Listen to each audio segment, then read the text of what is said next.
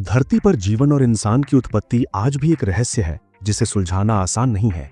ये सवाल कि इंसान कहां से आया और जीवन की शुरुआत कैसे हुई, सदियों से वैज्ञानिकों और दार्शनिकों के लिए चुनौती बन गया है।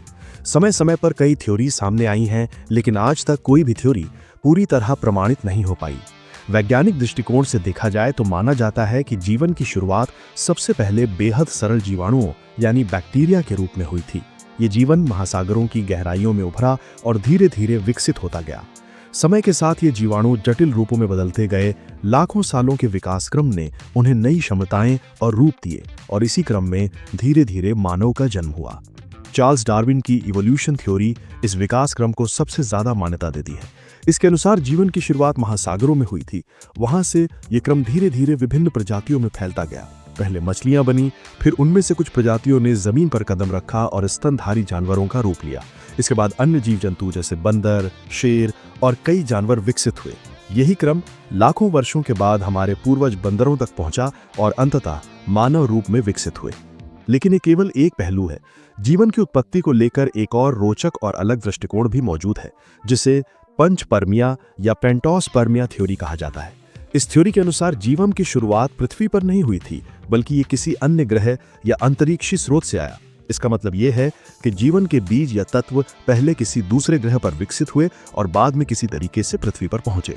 अगर इसे सही माना जाए तो जीवन की उत्पत्ति केवल प्राकृतिक प्रक्रिया नहीं थी, बल्कि इसे किसी बाहरी स्रोत ने पृथ्वी पर लाया। पेंटोस्पर्मिया थ्योरी को 3 अलग अलग रूपों में बांटा गया है: मित्र पेंटोस्पर्मिया, प्लास्टिक पेंटोस्पर्मिया और डायरेक्ट पेंटोस्पर्मिया।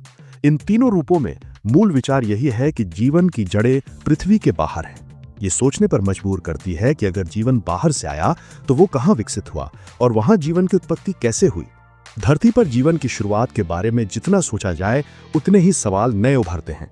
अगर हम डार्विन की थ्योरी माने तो ये सवाल उठता है कि जीवन के इतने जटिल रूप इतने लंबे समय में कैसे विकसित हुए। वहीं अगर पेंटोस्पर्मिया थ्योरी सही है तो ये सवाल और भी गहरा हो जाता है कि ब्रह्मांड में जीवन कैसे शुरू हुआ और वो पृथ्वी तक कैसे आया। इंसान का विकास भी उतना ही जटिल है। लाखों वर्षों के विकास क्रम में हमारे पूर्वज बंदर जैसे जीव रहे, जिन्होंने विभिन्न परिस्थितियों में अपने आप को ढाला। धीरे धीरे उनके शरीर, दिमाग और सामाजिक व्यवहार विकसित हुए। उन्होंने औजार बनाना सीखा, आग का उपयोग किया, भाषाएं विकसित की और सभ्यताओं का निर्माण किया। यही क्रम आधुनिक मानव तक ले आया। इस सब का मतलब यह है कि जीवन और मानव उत्पत्ति केवल एक सरल प्रक्रिया नहीं है। ये विज्ञान, दर्शन और रहस्य का मिश्रण है। आज भी हमारे पास इसका कोई अंतिम उत्तर नहीं है। जितना हम इसे समझने की कोशिश करते हैं, उतने ही नए सवाल सामने आते हैं। इसलिए धरती पर जीवन और मानव के अस्तित्व को लेकर ज्ञान की यात्रा जारी है। हर नई खोज, हर नया अवलोकन हमें थोड़ी और जानकारी देता है, लेकिन पूरी कहानी अभी भी रहस्य ही बनी हुई है। यही रहस्य इसे और भी रोमांचक और अद्भुत बनाता है।